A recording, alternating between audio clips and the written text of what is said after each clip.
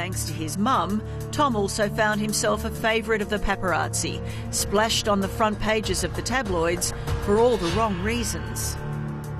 And of course I didn't help myself by getting into all sorts of trouble with, nothing serious, but sort of mucking around, dabbling and stuff, and, not being particularly clever, whatever I was caught with, being naughty, drink, drugs, whatever it was. And it was totally my fault. I knew full well that with the name that I had, I shouldn't go around places, getting too off my head. But, I was sort of 19, didn't really think. I guess my observation clearly from the outside, though, is that it's different if you're born into the firm, because you learn, you grow up learning how to deal with all of that.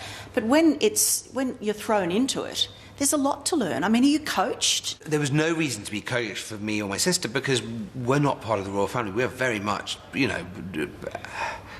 we're commoners, straight out commoners. Obviously, we knew full well that not to embarrass my mother and to run down the street naked, with sort of shouting down with the Queen or whatever. Not that we'd ever do that, but do you know what I mean? It was plain, very bad. True, and it was plain common sense. And I certainly learned the hard way through.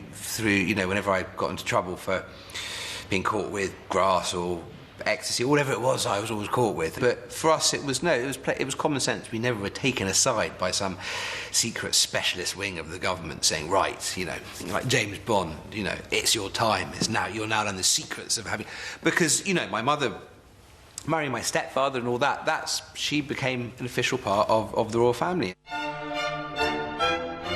His mother's union with Prince Charles was made official in 2005 when the two married.